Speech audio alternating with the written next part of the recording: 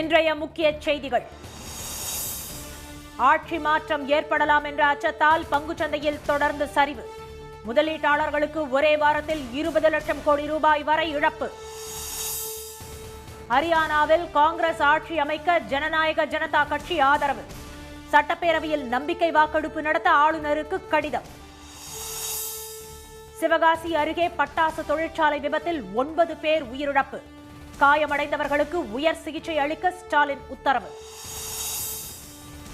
ஏர் India express விமான சேவை 2வது நாளாக இன்றும் பாதிப்பு. போராட்டத்தில் ஈடுபட்ட ஊழியர்களில் 25 பேர் அதிரடி பணி நீக்கம். தமிழ்நாட்டில் 4 நாட்களுக்கு பலத்த காற்றுடன் மழை பெய்ய வாய்ப்பு. மேற்கு தொடர்ச்சி மலையையொட்டிய மாவட்டங்களுக்கு கனமழை எச்சரிக்கை.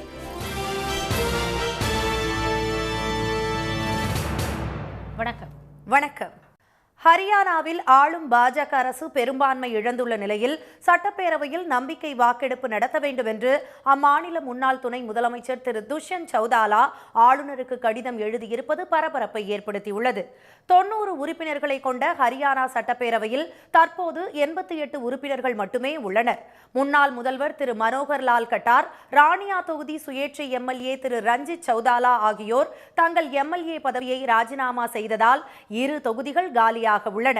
தற்போது சட்டசபையின் பெரும்பான்மை பலம் 45 என்ற நிலையில் பாஜக வசம் இருந்த 46 எம்எல்ஏக்களில் சுயேட்சை எம்எல்ஏக்கள் 3 பேர் பாஜக அரசுக்கு அளித்து வந்த ஆதரவை வாபஸ் பெற்று காங்கிரசுக்கு தங்கள் ஆதரவை வழங்குவதாக அறிவித்தனர். திரு ரந்தீர் கோலன், திரு தரம்பால் கோந்தர், திரு சோம்பீர் சிங் சங்வான் ஆகிய அந்த 3 சுயேட்சை எம்எல்ஏக்கள் முன்னாள் முதல்வரும் காங்கிரஸ் தலைவருமான திரு பூபேந்தர் சிங் ஹூடா முன்னிலையில் நேற்று முன்தினம் செய்தியாளர்களை சந்தித்து காங்கிரசுக்கு ஆதரவு தெரிவித்தனர். இதனால் பாஜகவின் பலம் 43ஆக சரிந்து பெரும்பான்மையை இழந்துள்ளது. 30 உறுப்பினர்களை கொண்ட காங்கிரசின் பலம் 33ஆக அதிகரித்துள்ளது. 2 எம்எல்ஏக்கள் யாருக்கும் ஆதரவளிக்காமல் நடுநிலை வகிக்கின்றனர். இந்த பரபரப்பான சூழ்நிலையில் 10 உறுப்பினர்களை கொண்ட ஜனநாயக ஜனதா கட்சி தலைவர் திரு துஷ்யந்த் சௌதாலா ஆளுநர் திரு பண்டாரு தத்தாத்திரேயாவுக்கு எழுதியுள்ள கடிதத்தில் பாஜகவுக்கு அளித்து வந்த ஆதரவினை சுயேட்சை எம்எல்ஏக்கள் 3 பேர் திரும்ப பெற்றதாலும் 2 ராஜினாமா செய்ததாலும் ஆளும் பாஜக அரசு பெரும்பான்மையை இழந்துள்ளதாக தெரிவித்துள்ளார். எனவே சட்டப்பேரவையை உடனடியாக கூட்டி நம்பிக்கை வாக்கெடுப்பு நடத்த உத்தரவிட வேண்டும் என்றும் அவர் கோரியுள்ளார். மேலும் எக்ஸ் தளத்தில் திரு துஷ்யந்த் சௌதாலா விடுத்துள்ள பதிவில் ஹரியானா மாநில பாஜக அரசுக்கு எதிராக நம்பிக்கையில்லா தீர்மானம் கொண்டு வரப்பட்டால் அதனை தங்கள் கட்சி ஆதரிக்கும் என்று தெரிவித்துள்ளார். நம்பிக்கை வாக்கெடுப்பு கோரும் நடவடிக்கையில் காங்கிரஸ் ஈடுபட வேண்டும் என்றும் அவர் கேட்டுக் கொண்டுள்ளார். இந்த அரசியல் திருப்பத்தால் காங்கிரசின் பலம் 43ஆக உயரும் என்றும் எந்த கட்சிக்கும் ஆதரவு அளிக்காத சுயேட்சைகள் ஆதரவில் ஆட்சி அமைக்க வாய்ப்புள்ளதாகவும் கூறப்படுகிறது. ஆனால் வரும் நவம்பர் மாதம் அங்கு சட்டப்பேரவை பொதுத் தேர்தல் நடைபெறவுள்ளது குறிப்பிடத்தக்கது. ஆட்சி மாற்றம் ஏற்படும் என்ற அச்சத்தில் வெளிநாட்டு முதலீட்டாளர்கள் பலரும் பங்குகளை விற்பனை செய்து வருவதால் இந்திய பங்குச்சந்தைகள் தொடர்ந்த 6வது நாளாக சரிவை சந்தித்து வருவதுடன் முதலீட்டாளர்களுக்கு 20 லட்சம் கோடி ரூபாய் வரை இழப்பு ஏற்பட்டுள்ளது. பிரதமர் திரு மோடி தலைமையிலான ஆட்சி மீண்டும் அமையும் என்று தொடக்கத்தில் கருத்து கணிப்புகள் தெரிவித்தன. அதனால் தேர்தல் தொடங்கி 2 வாரங்களுக்கு மேலாக பங்குச்சந்தை ஏற்றம் கண்டு வந்தது. ஆனால் இம்மாதம் தொடக்கத்தில் இருந்து தொடர்ந்த 6வது நாளாக இன்றும் இந்திய பங்குச்சந்தை கடுமையான சரிவை சந்தித்துள்ளது. மும்பை பங்குச்சந்தை குறியீட்டு எண் சென்செக்ஸ் 1000 புள்ளிகளுக்கு மேல் குறைந்து 72,404 புள்ளிகளாக இருந்தது. தேசிய பங்குச்சந்தை குறியீட்டு எண் நிப்டி 335 புள்ளிகள் வரை சரிந்து 22,000ற்கு கீழ் சென்றது. நடந்து முடிந்துள்ள 3 கட்ட தேர்தலிலும் வாக்குப்பதிவு சதவீதம் குறைந்திருப்பதால் இந்தியாவில் அரசியல் மாற்றம் நிகழும் என கருதி வெளிநாட்டு முதலீட்டாளர்கள் பலரும் பங்குகளை விற்பனை செய்து வருகின்றனர். ஆட்சி மாற்றம் ஏற்பட்டால் கொள்கைகளும் மாறும் என்பதால் முதலீட்டாளர்கள் அச்சமடைந்துள்ளனர். அதனால் 13,747 கோடி ரூபாய் மதிப்புள்ள பங்குகளை அவர்கள் விற்றதால் பங்குச்சந்தைகள் சரிவை சந்தித்தன. இன்று மட்டும் 6,669 கோடி ரூபாய் மதிப்பு பங்குகளை வெளிநாட்டு முதலீட்டாளர்கள் விற்றுள்ளனர். இதனால் கடந்த ஒரு வாரத்தில் மட்டும் முதலீட்டாளர்களுக்கு சுமார் 20 லட்சம் கோடி ரூபாய் வரை இழப்பு ஏற்பட்டுள்ளது. ஃபாரின் இன்வெஸ்டர்ஸ் ஏற்கனவே இந்தியா சந்தையிலேருந்து பணத்தை எடுத்துகிட்டு போனாங்க. ஸோ இப்போ அவங்களாம் ஹோல்டு பண்ணிக்கிட்டு இருக்காங்க. எந்த அரசாங்கம் வரப்போகுது, அவங்களுடைய பாலிசி எப்படி இருக்கும், அதை வச்சு இப்போ இந்திய பொருளாதாரம் எப்படி இருக்கும், இதெல்லாம் தெரிஞ்சுக்கிட்டு முடிவு செஞ்ச பிறகு நம்ம பண்ணுவோம். அதனால எலெக்ஷன் ரிசல்ட் வரட்டும் அப்படின்னு சொல்லிட்டு வெயிட் பண்ணிக்கிட்டு இருக்காங்க. ஸோ அந்த ஃபாரின் இன்வெஸ்ட்மெண்ட் வரத்தும் குறைந்திருக்கிறது. ஸோ அந்த ஃபாரின் இன்ஃப்ளோ வர ரிசல்ட்ஸுக்கு அப்புறம் தான் நல்லா வரும். சென்செக்ஸ் பட்டியலில் உள்ள 30 நிறுவனங்களில் 25 நிறுவனங்களின் பங்குகள் விலை குறைந்து விற்பனையாகின. நிப்டி பட்டியலில் உள்ள 50 நிறுவனங்களில் 43 நிறுவனங்களின் பங்குகள் விலை சரிந்து விற்பனையாகின. அதானி நிறுவன பங்குகள் விலை கடந்த 5 நாட்களில் 7% சரிவை சந்தித்ததால் 8638 கோடி ரூபாய் இழப்பு ஏற்பட்டது. ரிலையன்ஸ் நிறுவன பங்குகளின் விலை கடந்த 5 நாட்களில் 6% வரை சரிந்ததால் சுமார் 7000 கோடி ரூபாய்க்கு மேல் இழப்பை சந்தித்தது. சிவகாசி அருகே பட்டாசு தொழிற்சாலையில் ஏற்பட்ட விபத்தில் 9 பேர் உயிரிழந்தனர். படுகாயத்துடன் 13 பேர் சிகிச்சை பெற்று வருகின்றனர்.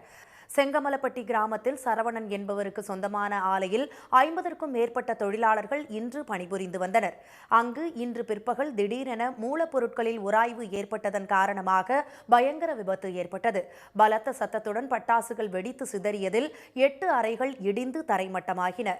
தகவல் அறிந்து சம்பவ இடத்திற்கு சென்ற தீயணைப்பு துறையினர் தீயை போராடி அணைத்தனர். இந்த பட்டாசு விபத்தில் 5 பெண்கள் உள்ளிட்ட 8 தொழிலாளர்கள் சம்பவ இடத்திலேயே உயிரிழந்தனர். படுகாயமடைந்த 13 பேர் சிவகாசி அரசு மருத்துவமனையில் சிகிச்சை பெற்று வந்த நிலையில் சிகிச்சை பலனின்றி மேலும் ஒருவர் உயிரிழந்தார். அவர்களில் சிலரது நிலை கவலைக்கிடமாக உள்ளது. உயிரிழந்தவர்களின் குடும்பத்தினருக்கு இரங்கல் தெரிவித்துள்ள முதலமைச்சர் திரு ஸ்டாலின், பாதிக்கப்பட்டவர்களுக்கு தேவையான அரசு நிவாரண உதவிகள் தேர்தல் ஆணையத்தின் அனுமதி பெற்று வழங்கப்படும் என்று அறிவித்துள்ளார். தமிழ்நாட்டில் நாளை முதல் அடுத்த 4 நாட்களுக்கு இடி, மின்னல் மற்றும் பலத்த காற்றுடன் மழை பெய்யும் என சென்னை வானிலை ஆய்வு மையம் தெரிவித்துள்ளது. கடந்த ஒரு மாதமாக வெப்பம் சுட்டெரித்து வந்த நிலையில் தற்போது பல மாவட்டங்களில் மிதமான மழை பெய்து வருகிறது. இன்று காலை 9 மணி அளவில் சென்னை மற்றும் புறநகர் பகுதிகளில் லேசான மழை பெய்ததால் பொதுமக்கள் மகிழ்ச்சி அடைந்தனர். செங்கல்பட்டு மாவட்டம் மறைமலை நகர், சிங்கப்பெருமாள் கோவில், மகேந்திரா சிட்டி உள்ளிட்ட பகுதிகளில் பலத்த காற்றுடன் மழை பெய்ததால் அப்பகுதியில் வெப்பம் தணிந்து குளிர்ச்சியான சூழல் நிலவுகிறது. நீலகிரி மாவட்டம் கூடலூர் மற்றும் அதன் சுற்றுவட்டார பகுதிகளில் பலத்த காற்றுடன் பெய்த மழையில் வாழை மரங்கள் அடியோடு சாய்ந்து சேதமடைந்தன. நாகை மாவட்டத்தில் காலையில் இருந்தே வெயில் வாட்டி வதைத்த நிலையில் கீழ்வேளூர் சுற்றுவட்டார பகுதிகளில் திடீரென வானம் இருள் சூழ்ந்து குளிர்ச்சியான நிலை உருவாகியது. பின்னர் தூறலில் தொடங்கிய மழை சற்று நேரத்தில் கனமழையாக கொட்டி தீர்த்தது. இதுபோல் கன்னியாகுமரி, புதுக்கோட்டை உள்ளிட்ட பல்வேறு மாவட்டங்களிலும் இன்று மிதமான மழை பெய்தது.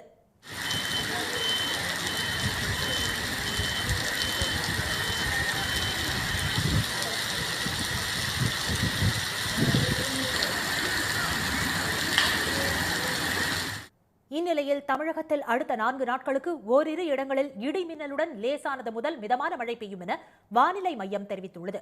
மணிக்கு 30 முதல் 40 கிலோமீட்டர் வேகத்தில் பலத்த காற்று வீசும் என்றும் 12ஆம் தேதியன்று கோவை, தேனி, திண்டுக்கல், நெல்லை, தென்காசி, கன்னியாகுமரி மாவட்டங்களில் கனமழை பெய்ய வாய்ப்புள்ளதாகவும் வானிலை மையம் எச்சரித்துள்ளது. சென்னையை பொறுத்தவரை அடுத்த 48 மணி நேரத்திற்கு வானம் மேகமூட்டத்துடன் காணப்படும் என்றும் நகரின் சில பகுதிகளில் மிதமான மழை பெய்ய வாய்ப்புள்ளதாகவும் தெரிவிக்கப்பட்டுள்ளது. மேலும் அடுத்த 5 நாட்களுக்கு தமிழக உள் மாவட்டங்களில் இயல்பான வெப்பநிலை இருக்கும் என்றும் ஒரு சில இடங்களில் 2 முதல் 3 டிகிரி செல்சியஸ் வரை வெப்பநிலை அதிகரிக்கக்கூடும் என்றும் வானிலை மையம் தெரிவித்துள்ளது. ஏர் இந்தியா எக்ஸ்பிரஸ் நிறுவன ஊழியர்கள் நடத்தி வரும் போராட்டம் 2வது நாளாக நீடிக்கும் நிலையில் சென்னையிலிருந்து புறப்படும் அந்நிறுவன விமானங்கள் ரத்து செய்யப்பட்டன. 25 பேர் அதிரடியாக பணி நீக்கம் செய்யப்பட்டுள்ளனர். ஊதிய முரண்பாடு, ஊழியர்களை சமமாக நடத்துதல் உள்ளிட்ட பல்வேறு கோரிக்கைகளை வலியுறுத்தி நேற்று முதல் டாடா குழுமத்திற்கு சொந்தமான ஏர் இந்தியா எக்ஸ்பிரஸ் நிறுவனத்தில் பணிபுரியும் 300க்கும் மேற்பட்ட ஊழியர்கள் உடல்நிலை சரியில்லை என கூறி விடுப்பு எடுத்து போராட்டத்தில் ஈடுபட்டுள்ளனர். இதனால் ஏராளமான விமானங்கள் ரத்து செய்யப்பட்டன. போராட்டம் 2வது நாளாக நீடிப்பதால் நாடு முழுவதும் 80க்கும் மேற்பட்ட ஏர் இந்தியா விமான சேவைகள் இன்றும் ரத்து செய்யப்பட்டன. சென்னை விமான நிலையத்திலிருந்து சிங்கப்பூர், கொல்கத்தா, திருவனந்தபுரம் உள்ளிட்ட இடங்களுக்கு செல்லும் 8 விமானங்கள் ரத்தாகின. திருவனந்தபுரத்திலிருந்து சென்னைக்கு வந்து திரும்பி செல்லும் 2 விமானங்களும் ரத்து செய்யப்பட்டன. பயணிகளிடம் மன்னிப்பு கோரியுள்ள ஏர் இந்தியா எக்ஸ்பிரஸ் நிறுவனம் கட்டணத்தை முழுமையாக திருப்பி தருவதாக அறிவித்துள்ளது. இதற்கிடையே திடீரென விடுப்பு எடுத்து விமான சேவை பாதிக்க காரணமான 25 ஊழியர்களை ஏர் இந்தியா எக்ஸ்பிரஸ் நிர்வாகம் பணி நீக்கம் செய்துள்ளது. விளையாட்டு தரும் புத்துணர்ச்சியும் உற்சாகமும் அலைசறுக்கு விளையாட்டில் பன்மடங்கு அதிகமாகவே கிடைக்கும். சர்வதேச புகழ்பெற்ற அலைசறுக்கு விளையாட்டில் அது அதிகமாகவே கிடைப்பதால் அதன் பக்கம் திரும்பி இருக்கிறது தமிழ்நாட்டு இளைஞர்களின் பார்வை.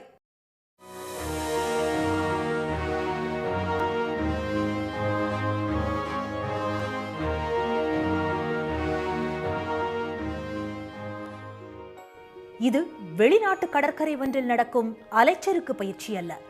சென்னை கோவளம் கடற்கரையில் இளைஞர்கள் ஆர்வமாக பயிற்சி எடுக்கும் காட்சிதான் இவை. America, Japan, Sweden, Australia, Singapore, Malaysia, Philippines என சர்வதேச அளவில் புகழ்பெற்ற அலைச்சறுக்கு விளையாட்டின் மீது அண்மை காலமாக தமிழக இளைஞர்களுக்கு ஆர்வம் அதிகரித்திருக்கிறது. இந்த விளையாட்டின் த்ரில் அனுபவம் அதற்கு ஒரு காரணம். ஒவ்வொரு வாட்டி பண்ணும்போதும் அந்த இம்ப்ரூவ்மெண்ட்லேயே உங்களுக்கு தெரியும். அந்த வேவ் கேட்ச் பண்ண உடனே ஒரு ஃபியூ செகண்ட்ஸுக்கு யூ வில் ஃபீல் அலைவ். அந்த மொமெண்ட்டில் அதுதான் ஒரு சந்தோஷம். லைக் அது ஒரு 1 வீக்குக்கு எனக்கு வந்து ஒரு ஹாப்பினஸ் கொடுத்துட்டே இருக்கும். ஸோ அதனால் எனக்கு திருப்பி வரணும், இதில் நல்லா ப்ராக்ரஸ் ஆகணும் அப்படின்றது எனக்கு ரொம்ப ஆசை. எனக்கு ப்ராக்ரஸ் தெரியுது.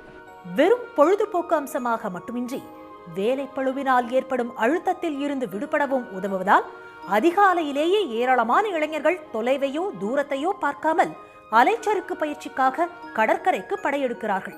அண்ணாநகர்லேருந்து டெய்லி காலையில் லைக் 6 o'clock வந்து 6 to 8 வரைக்கும் கொஞ்சம் சர்வ் பண்ணிட்டு அதுக்கப்புறம் இன்னும் வேலைக்கு போவேன் திருப்பி வீட்டுக்கு. பேசிக்லி அந்த ஃபியர் ஆஃப் வாட்டர் தான். அந்த ஃபியர் இல்லாமல்னா தென் எல்லாமே ஈஸியாக தான் இருக்கும். தனியாக ஒரு போர்டு எடுத்து எந்த வேவ்னால என்னால் டேக்கிள் பண்ண முடியும், அந்த கான்ஃபிடென்ஸ் பில்டப் பண்ணுறது தான் அதான் என் எய்ம். சர்வதேச சர்ஃபிங் ஸ்கூல்ஸ் வழிகாட்டுதலோடு இந்த வித்தியாசமான கடல் சாகச விளையாட்டுக்கான பயிற்சிகள் வழங்கப்படுவதால் அலைச்சறுக்கு மையமாகவே மாறியுள்ளது கோவளம் கடல் பகுதி. கடல் காற்றையே சுவாச மூச்சாக கொண்ட மீனவர்களில் பலர் சர்வதேச லீக் போட்டிகளில் வென்று வந்து அலைச்சறுக்கு பயிற்சியாளர்களாக மாறியுள்ளனர். ஃபிஷர்மேன் ஃபேமிலியிலேருந்து தான் வந்திருக்கேன். ஃபாரினர் வந்து கோவளத்தில் வந்து சர்ஃப் பண்ண ஆரம்பித்தார். ஸோ அதை பார்த்துட்டு ரொம்ப பிடிச்சி போய் ஸோ அவங்ககிட்ட வந்து போர்டு கேட்டு வாங்கி ஸோ அப்படி லேர்ன் பண்ணது தான் சர்ஃபிங். சர்ஃபிங்கில் வந்து பார்த்தீங்கன்னா 3 நேஷ்னல் வின் பண்ணியிருக்கேன். ஸோ 1 ஏஷியன் கேம் வின் பண்ணியிருக்கேன். 4 வேர்ல்டு சாம்பியன்ஷிப் போயிருக்கேன். வேர்ல்ட்லேயே வந்து நான் 18th ரேங்கிங்கில் இருக்கேன். என்னதான் இளைஞர்கள் ஆர்வம் காட்டினாலும் ஒரு விளையாட்டுக்கான அங்கீகாரம் அலைச்சறுக்கு சாகச விளையாட்டுக்கு இன்னும் கிடைக்கவில்லை. கிரிக்கெட்டுக்கான முக்கியத்துவம் இதற்கு கிடைக்கவில்லை என வேதனைப்படுகிறார் எவரெஸ்ட் சிகரம் ஏறியதற்காக முதல்வர் ஸ்டாலினிடம் பதக்கம் பெற்ற சாதனை இளைஞர். ஆஸ்திரேலியா மற்ற இடத்துல வந்துட்டு இந்த சர்ஃபர்னா ரொம்பவே இந்த மாதிரி கிரிக்கெட் பிளேயர் மாதிரி ரெஸ்பெக்ட் கொடுப்பாங்க. ஆனால் இங்கே வந்து சர்ஃபர்னா என்னன்னு கூட தெரியல. கிரிக்கெட் மற்ற ஸ்போர்ட்ஸுக்கு இம்பார்ட்டன்ட் கொடுக்குற மாதிரி இந்த சர்ஃபிங்கும் இம்பார்ட்டன்ட் கொடுத்தாங்கன்னா கவர்மெண்ட்டு ரொம்ப ரொம்ப ரொம்ப இம்ப்ரூவ் ஆகும். அலைச்சறுக்கு விளையாட்டு போட்டிகளில் தமிழ்நாட்டு இளைஞர்களுக்கு நல்ல எதிர்காலமும் வாய்ப்பும் உள்ளதாக பயிற்சியாளர்கள் கூறுகின்றனர். தமிழ்நாடு நீர் விளையாட்டு ஒலிம்பிக் அகாடமி தொடங்கப்படும் போது மேலும் பல திறமையான வீரர்கள் உருவாகவும் சர்வதேச போட்டிகளில் பதக்கங்களை அள்ளி வரவும் நிச்சயம் அதிக வாய்ப்புகள் உருவாகும். இனி வருவது செய்தி துளிகள். டெல்லி முதலமைச்சர் அரவிந்த் கெஜ்ரிவால் இடைக்கால ஜாமீன் கோரி தாக்கல் செய்த மனு மீது நாளை உத்தரவு பிறப்பிக்கப்படும் என எதிர்பார்க்கப்படுகிறது. மதுபான கொள்கை தொடர்பான முறைகேடு வழக்கில் கைது செய்யப்பட்டுள்ள கெஜ்ரிவால் டெல்லி திகார் சிறையில் அடைக்கப்பட்டுள்ளார். இந்நிலையில் தேர்தல் பிரச்சாரத்திற்காக இடைக்கால ஜாமீன் கேட்டு உச்சநீதிமன்றத்தில் அவரது தரப்பில் மனு தாக்கல் செய்யப்பட்டது. இதில் நாளை காலை உத்தரவு பிறப்பிக்கப்படும் என கூறப்படுகிறது. குடியரசுத் தலைவர் பதவிக்கு திருமதி திரௌபதி முர்முவை எதிர்க்கட்சிகள் ஆதரிக்காதது குறித்து பிரதமர் திரு மோடியின் பேச்சு அப்பட்டமான இனவெறி என்று முன்னாள் மத்திய அமைச்சர் திரு ப. சிதம்பரம் குற்றம் சாட்டியுள்ளார். காங்கிரஸ் கட்சியின் அயலக வாழ் இந்தியர்கள் பிரிவு தலைவர் திரு சாம் பிட்ரோடாவின் கருத்தை அடிப்படையாக வைத்து விமர்சித்த பிரதமர் திரு மோடிக்கு பதிலளித்த அவர், தோல் நிறத்தை தேர்தல் விவாதமாக மாற்றுவது இனவெறியை தூண்டும் முயற்சியாகும் என்று சாடியுள்ளார். ஒகேனக்கலில் இன்று முதல் மீண்டும் பரிசல் சவாரி துவங்கியுள்ளது. இங்கு வரும் சுற்றுலா பயணிகள் அத்திமரத்து கடை பகுதியிலிருந்து பரிசல் மூலம் சென்று இயற்கை அழகை ரசிப்பது வழக்கம். அங்குள்ள படிக்கட்டுகள் சேதமடைந்திருந்த நிலையில் அதன் சீரமைப்பு பணிகளுக்காக பரிசல் சவாரி நிறுத்தி வைக்கப்பட்டிருந்தது. பராமரிப்பு பணிகள் முடிவடைந்த நிலையில் பரிசல் சவாரி மீண்டும் தொடங்கியுள்ளதால் சுற்றுலா பயணிகள் உற்சாகமடைந்துள்ளனர். திண்டுக்கல் மாவட்டம் ஒட்டன்சத்திரத்தில் புளி விலை கடும் சரிவை சந்தித்துள்ளது. இங்கு வியாழக்கிழமை தோறும் நடைபெறும் வாரச் சந்தையில் சிறுமலை, சானார்பட்டி, கோபால்பட்டி, அயலூர், வடமதுரை பகுதிகளை சேர்ந்த விவசாயிகள் புளியை விற்பனைக்கு கொண்டு வருகின்றனர். இங்கு அதிகமான புளி வரத்து இருந்தும் பொதுமக்கள் வாங்குவதற்கு ஆர்வம் காட்டாததால் 10 கிலோ புளி மூட்டை 500 ரூபாய் அளவிற்கு விலை குறைந்து வெறும் 400 முதல் 700 ரூபாய் வரை மட்டுமே விற்பனையானது. இதனால் விவசாயிகளும் வியாபாரிகளும் கவலை அடைந்துள்ளனர். நீலகிரி மாவட்டம் கூடலூர் அருகே வனப்பகுதியிலிருந்து வெளியேறி உலாவரும் ஒற்றை காட்டு யானை பொதுமக்களிடையே பெரும் அச்சத்தை ஏற்படுத்தியுள்ளது. இரவு நேரங்களில் விவசாய பயிர்களை சேதப்படுத்தும் இந்த யானை பகல் நேரங்களில் சோதனை சாவடியை தாண்டி தேசிய நெடுஞ்சாலையில் ஹாயாக உலா வருவதால் வாகன ஓட்டிகளும் சுற்றுலா பயணிகளும் அச்சத்துடன் கடந்து செல்கின்றனர். கூடலூரில் தற்போது பலாப்பழ சீசன் துவங்கியுள்ளதால் மேலும் பல காட்டு யானைகள் வனப்பகுதியிலிருந்து வெளியே வரலாம் என கூறப்படுகிறது. தென்காசி மாவட்டம் சங்கரன்கோவில் மலர் சந்தையில் மல்லிகை பூவரத்து அதிகரித்ததாலும் முகூர்த்த தினம் இல்லாததாலும் 1 கிலோ மல்லிகை பூவின் விலை 250 ரூபாய்க்கு விற்பனை செய்யப்பட்டது. கடந்த வாரங்களில் 500 ரூபாய் வரை விற்பனை செய்யப்பட்ட மல்லிகை பூவின் விலை வீழ்ச்சியடைந்துள்ளதால் வியாபாரிகளும் விவசாயிகளும் கவலை அடைந்துள்ளனர். அட்சய திருதியை முன்னிட்டு தமிழ்நாடு முழுவதும் நகைக்கடைகள் நாளை அதிகாலையிலேயே திறக்கப்படும் என அறிவிக்கப்பட்டுள்ளது.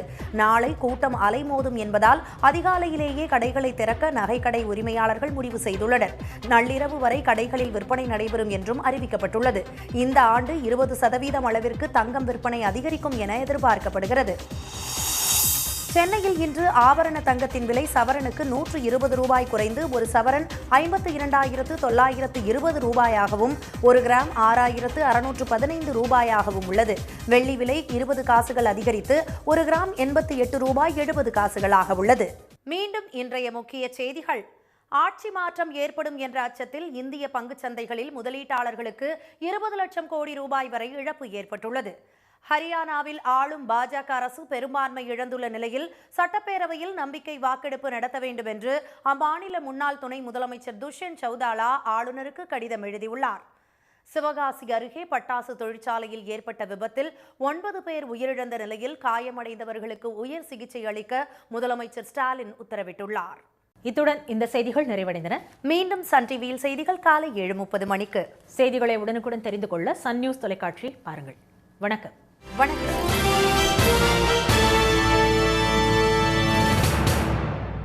உடனுக்குடன் செய்திகளை தெரிந்து கொள்ள சன் நியூஸ் பெல் ஐகானை கிளிக் பண்ணுங்க.